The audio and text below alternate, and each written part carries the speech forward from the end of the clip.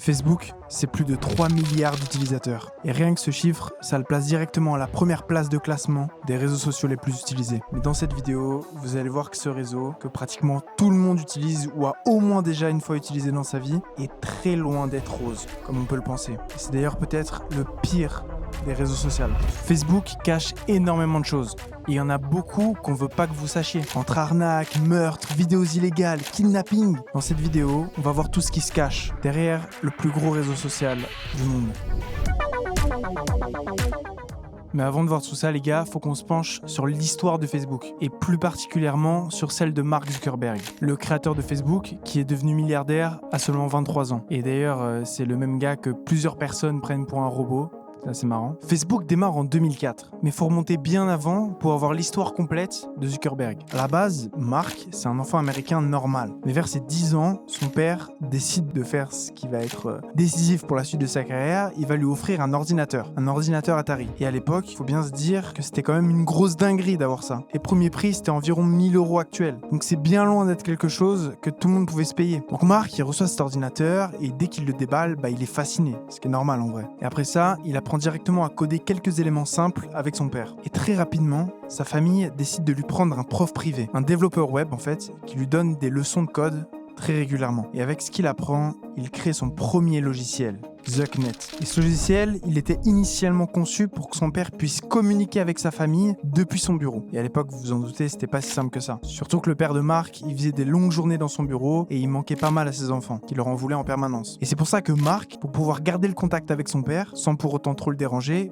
il a conçu ce logiciel. Le gars, il le fait à 12 ans. Frérot, moi, à 12 ans, ma vie consistait simplement à trouver du jams sur Minecraft. Mais bref, pour Mark, tout ça, c'est que le début. Et dès son arrivée au lycée, il crée encore un tout nouveau logiciel, qu'il va appeler Synapse Media Player. En fait, c'est ni plus ni moins qu'une application qui analyse vos goûts musicaux pour vous proposer d'autres musiques similaires. Vous voyez sur Spotify, quand vous avez des recommandations similaires aux musiques que vous venez d'écouter, Mark, il a codé ça au lycée, normal. D'ailleurs, à l'époque, c'est marrant parce que Microsoft voulait carrément l'embaucher, mais il a refusé pour continuer ses études. À Harvard, il continue à coder. Le premier logiciel qu'il fait là-bas, ça s'appelle CourseMatch. Et c'est un logiciel qui aide les étudiants à choisir leurs cours. Mais le deuxième logiciel qu'il décide de créer, il est un peu différent. Et ce nouveau logiciel, il s'appelle FaceMash. Et le but de ce logiciel, c'était de trouver quelle fille de son université était la plus attirante. Du coup, pour ça, c'est très simple. Le site, il met face à face 2 filles dont les photos venaient d'un annulaire de Harvard. Et toi, en tant qu'utilisateur, enfin les mecs qui étaient à Harvard, ils devaient sélectionner la plus belle des 2 filles. En tout cas, celle qui trouvait la plus belle. Mais malheureusement pour Mark, le site, il va être fermé par les gérants de l'université, ce qui va lui causer quelques ennuis. Alors aujourd'hui, oui, on a Tinder et tous ces trucs-là, vous voyez. Mais déjà, Tinder, la meuf en question, ou le gars d'ailleurs, accepte d'apparaître sur l'application, ce qui n'était pas le cas de FaceMash. Donc éthiquement parlant, c'est un peu limite. Bon, après, on est en 2003, donc voilà. Mais en tout cas, c'est bien grâce à ce réseau social que les bases de Facebook vont naître. L'idée de base derrière Facebook, c'est de permettre aux étudiants de l'université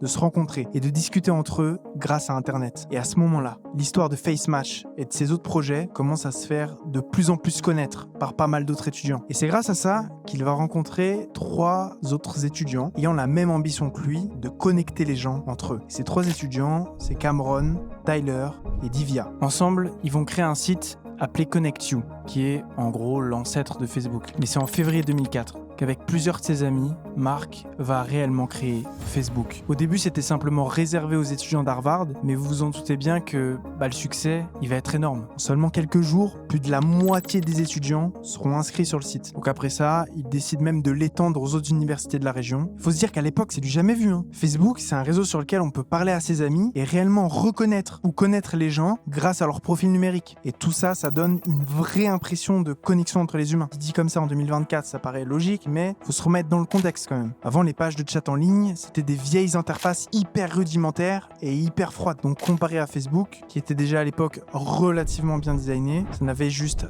rien à voir avec la concurrence, ou avec tout ce qui se faisait d'ailleurs. Du coup, après cet énorme enthousiasme autour du projet, il décide de quitter l'école, se tailler en Californie et se consacrer 100% à Facebook. Là-bas, il rencontre même le cofondateur de PayPal, Peter Thiel, qui va être l'un des premiers investisseurs de la boîte en mettant $500 000 dedans, parce qu'il trouvait c'est tout simplement le projet révolutionnaire. Bref, pour Mark, c'est la belle vie, histoire inspirante, etc. Vous allez vite voir que ça va pas tarder à partir en couille. Est-ce que vous vous souvenez de Connect You ? Eh ben, ces 3 potes là qu'il avait rencontrés, ils vont très vite faire un procès à Mark, l'accusant simplement de leur avoir volé leur idée pour développer son propre réseau dans son coin. Je vous épargne les détails juridiques, etc. Mais en gros, les créateurs de Connect You repartiront quand même avec 65 millions d'euros. Et ça n'a évidemment pas du tout freiné Facebook, car la croissance du réseau va continuer jusqu'à arriver à ce qu'on connaît aujourd'hui. Maintenant qu'on a posé les bases, il est temps de parler de choses bien plus sombres autour de Facebook. Je pense que vous vous en doutez, mais Facebook, c'est loin d'être tout blanc. Et d'ailleurs, si vous avez cliqué sur cette vidéo, c'est que vous vous posez au moins la question, et que vous aimeriez avoir des réponses. Faut se dire qu'à la base, Facebook, c'était pas du tout censé être un réseau ultra mainstream avec une modération comme celle de YouTube. Mais avec 3 milliards d'utilisateurs, il y a réellement un vrai défi qui se pose sur la modération, en fait. Dans un premier temps, c'est les bots qui font le travail. Puis il y a des humains qui analysent derrière ce que les bots suppriment. Mais ce traitement, il laisse quand même passer pas mal de contenu. Et même si généralement, entre 0,6 et 3 ou 4% des contenus problématiques restent, sur une telle proportion d'utilisateurs, c'est colossal en fait. Dites-vous qu'en 2019, le nombre de vidéos liées au rythme et à la violence extrême, c'était 6 millions de vidéos. Même si 99,4% d'entre elles ont été supprimées, ça veut dire qu'il reste quand même 20 300 vidéos sur l'application. Aussi, je pense que vous connaissez tous le problème des algorithmes qui nous poussent de plus en plus à consommer du contenu qu'on regarde. Typiquement, si demain tu regardes des vidéos de fromage, tu vas avoir des recommandations sur des vidéos de fromage. Et du coup, ça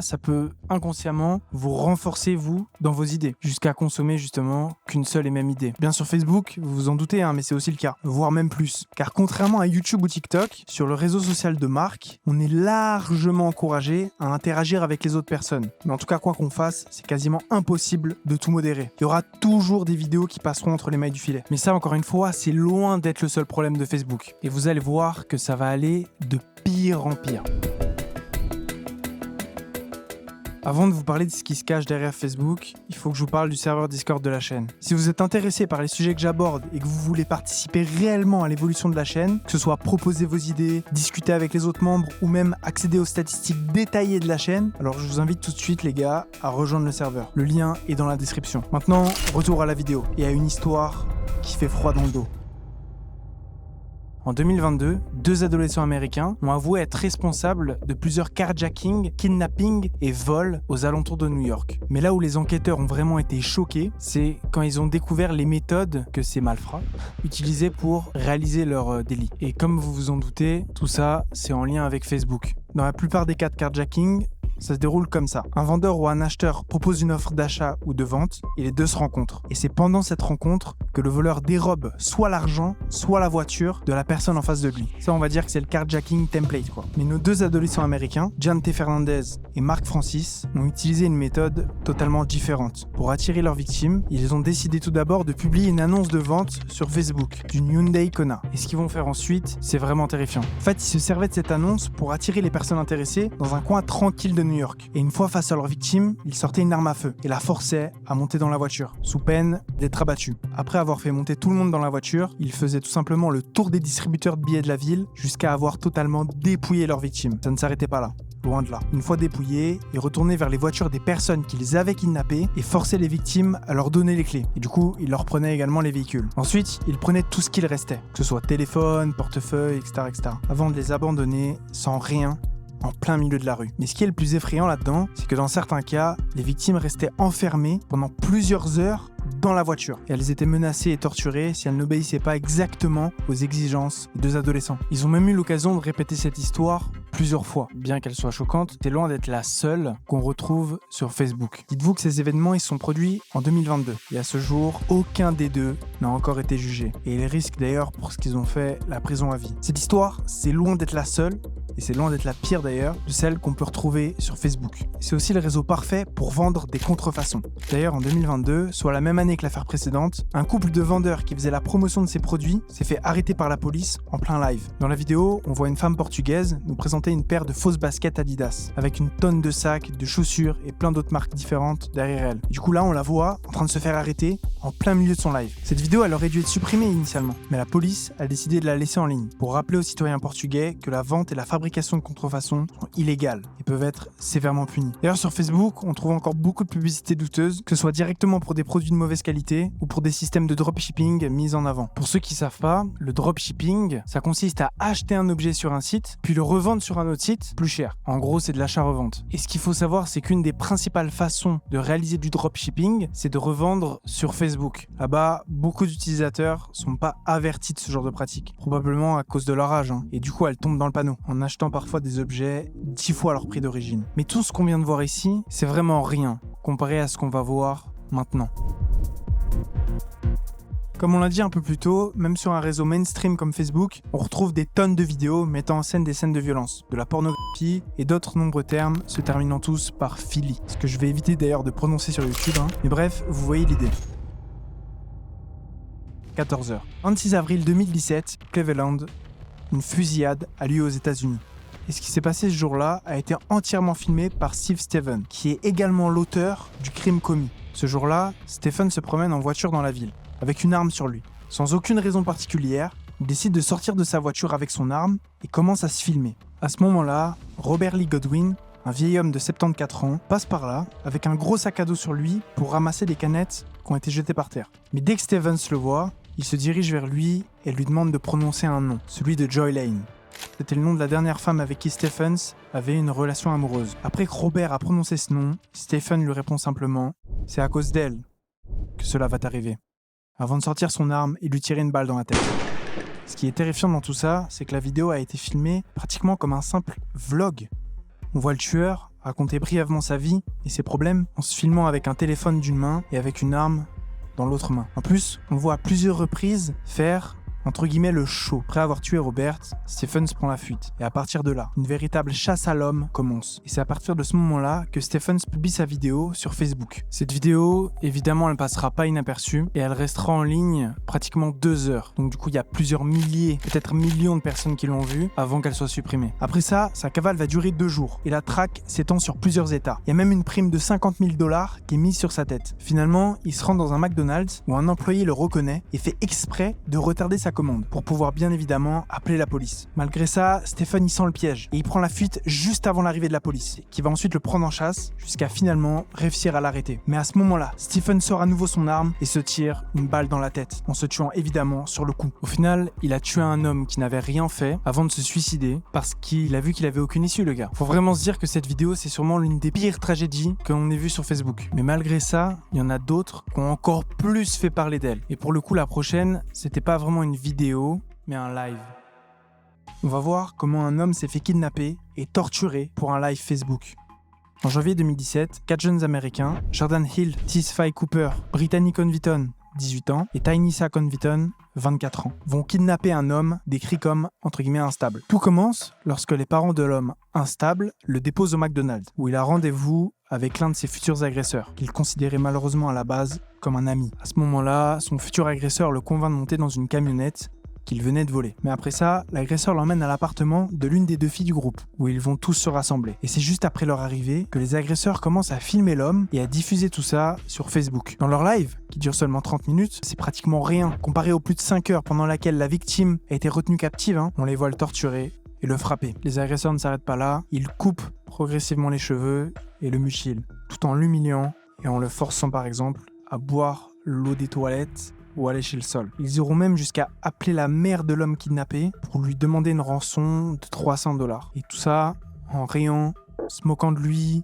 et en lui lançant des insultes. Après la diffusion du live, la victime est évidemment retrouvée blessée et désorientée, errant dans les rues de la ville où elle habitait. Ces agresseurs, pris de panique à l'idée que la police vienne les chercher, après que les plaintes de certains voisins ont été déposées pour bruit, ont finalement relâché l'homme. Vous allez voir que cette histoire, elle a vraiment choqué tout le monde. Ce live Facebook, il va avoir de très grosses conséquences sur la société américaine, renforçant davantage des tensions qui étaient déjà présentes à l'époque.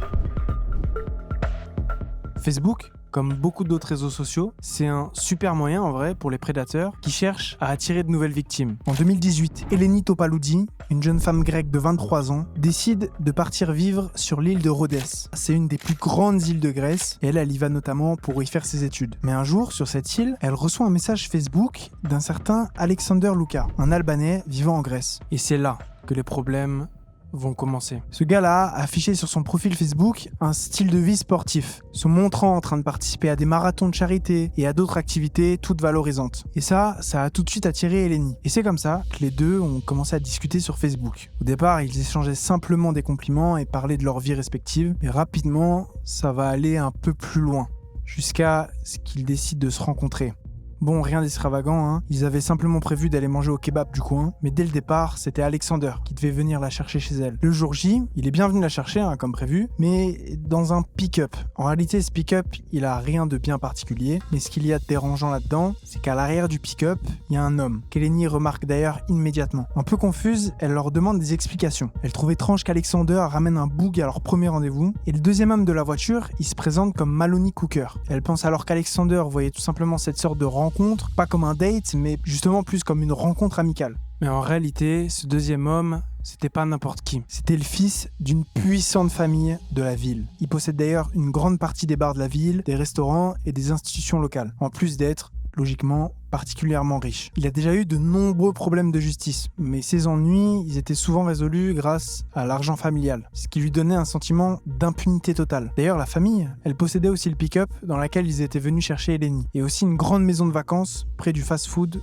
où ils devaient manger. Donc après le kebab, il propose alors à Eleni d'entrer dans cette fameuse maison. On est d'accord, la proposition, elle peut sembler un peu étrange. Alexander se montre très persuasif, et c'est comme ça, malheureusement, qu'ils vont entrer les trois dans cette maison. Mais à ce moment-là, Eleni, elle commence quand même à se méfier un peu. Et du coup, pour se rassurer, entre guillemets, elle demande à l'une de ses potes de l'appeler 1 heure après leur arrivée pour avoir une excuse si jamais elle veut partir, quoi. Et en plus de ça, elle fait une pierre de coups parce que ça permet à cette amie en question de savoir où elle se trouve, au cas où quelque chose se passerait mal.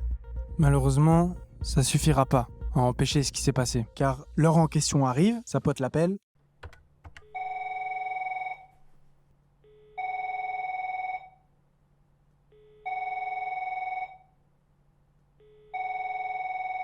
Et personne répond à cet appel.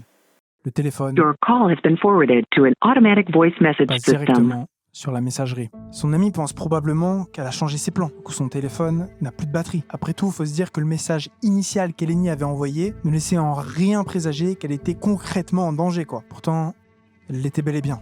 Parce qu'après être arrivée dans la maison, elle ne rentrera jamais chez elle. Le 28 novembre, soit le lendemain, 2 pêcheurs, travaillant en bas des falaises de la côte de l'île de Rhodes, perçoivent un objet étrange flottant au loin. Et comme vous vous en doutez, il s'agissait du corps d'Eleni. Quand ils la retrouvent, elle est complètement méconnaissable. Elle a été battue, mutilée et bien pire encore. À un tel point qu'il n'y a qu'un seul tatouage qui permette de l'identifier. Ce qui s'est passé là-bas, c'est qu'après avoir bu quelques bières, les 2 hommes ont proposé à Eleni un plan à 3. Elle a évidemment refusé. Juste après, l'un des 2 hommes sort un couteau pour la forcer à descendre dans la cave. C'est là qu'il la torture, en tentant de l'achever d'abord en l'étranglant, puis en lui mettant plusieurs coups de fer à repasser. Ça n'a pas fonctionné pour la tuer. Alors, il la transporte jusqu'aux falaises de l'île, où il la jette encore vivante à la mer. Et elle se noiera progressivement. Les 2 hommes sont rapidement retrouvés, parce qu'ils n'avaient absolument pas nettoyé le sang de leur victime dans la maison. Pendant le procès, Manoli, grâce à l'argent de sa famille, distribue de nombreux pots de vin et accuse Alexander de l'avoir corrompu. En tant qu'étranger, Alexander il sera traité différemment que Manoli. Après 2 ans de procès, les 2 hommes sont finalement condamnés à la prison à vie pour le meurtre d'Eleni. Mais en réalité, cette prison à vie est bien loin d'être réel. En Grèce, le système judiciaire est assez particulier et il est fort probable que les 2 hommes ne purgent en réalité que 25 ans de prison pour tous les crimes qu'ils ont commis. Mais cet événement, c'est malheureusement pas le seul drame causé par des interactions sur Facebook. Il y a aussi eu un double meurtre dans une famille à cause d'une simple insulte sur Facebook. 31 janvier 2012. La police retrouve plusieurs corps de personnes mortes d'une balle dans la tête. Et vous allez voir que cette histoire, elle est sûrement considérée comme l'affaire la plus terrifiante qui ne s'est jamais réalisée sur Facebook. Et la question que vous pouvez vous poser, c'est qu'est-ce qui s'est passé ? La réponse à cette question, on l'aura jamais. Pour vous poser le contexte, tout a commencé avec 2 couples, Billie Jean et Billy Payne et Jamel et Jamie, qui se sont rencontrés par hasard dans leur petite ville des États-Unis et qui ont rapidement fini par devenir tous amis. Jusque-là, tout se passe bien.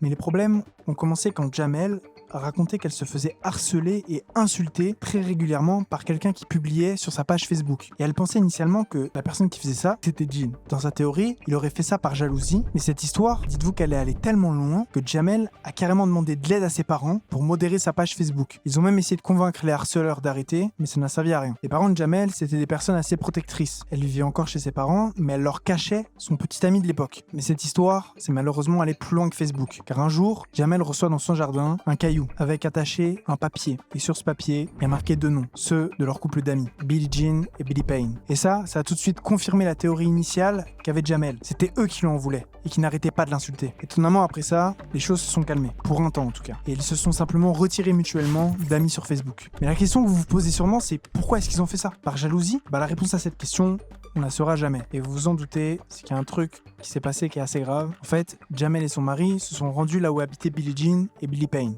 Et là-bas, Billy Payne se fera couper la gorge en premier. Puis, leur couple d'amis prendront ensuite une balle dans la tête. Et je vous épargne les détails, mais tout ce qu'il restera de ce qui s'est passé ce soir-là, c'est simplement la petite fille de Billie Jean et Billy Payne qu'on retrouvera dans les bras du cadavre de sa mère le lendemain. À cette époque, cette histoire, elle a fait le tour du monde. C'était la première fois qu'une simple embrouille commencée sur Facebook avait de réelles conséquences dans la vraie vie. Et en plus là, comme conséquence, on parle pas d'une simple bagarre, mais réellement d'un bain de sang qui laissera orpheline une jeune fille. Je pense que vous avez pu le voir tout au long de la vidéo, mais Facebook, c'est loin d'être un réseau qui est tout rose. Déjà, un des problèmes dont on a vite fait parler, c'est la modération, qui même si elle n'est pas totalement absente, elle semble parfois servir strictement à rien. Parce que oui, on est d'accord, les vidéos qui posent problème et qui font le buzz, elles finissent toujours par être supprimées. Mais ça prend toujours énormément de temps. Et ça en plus, c'est celles qu'on connaît. Mais il y en a forcément qui sont passées sous les radars finalement. Parce que sur Facebook, il y a des tonnes de vidéos montrant des choses qu'on ne devrait absolument pas voir et qui ne devraient absolument pas être sur la plateforme. Mais au fond, la question qu'on peut se poser, c'est est-ce que c'est vraiment la faute de Meta, la maison mère derrière Facebook? Parce que pour un réseau aussi gros, c'est techniquement juste impossible de modérer tout à 100%. Et statistiquement, il y a forcément un moment ou un autre où ça passe entre les mailles du filet. Après, c'est sûr, on est en 2024, les algorithmes pour reconnaître ces vidéos, ils pourraient être améliorés. Surtout à notre époque, les IA super puissantes. Mais Facebook, c'est loin d'être le seul réseau social sur lequel on a ce genre de problème. On avait fait une vidéo il y a peu de temps sur ça, mais Telegram aussi, c'est un réseau qui pose beaucoup de problèmes. Et dans la même lignée, il y a Reddit, qui lui d'ailleurs, c'est encore à un tout autre niveau que Facebook. Mais dites-vous que ce qu'on vient de voir là, c'est juste le sommet de l'iceberg. Alors dites-moi en commentaire si vous souhaitez qu'on continue à voir ce qui se passe de sombre sur les réseaux qu'on utilise tous les jours. En attendant, j'espère que la vidéo vous a plu. N'hésitez pas à lâcher un like, à commenter, à partager ou à faire semblant de partager, ça aide aussi énormément. Et moi je vous dis à la prochaine.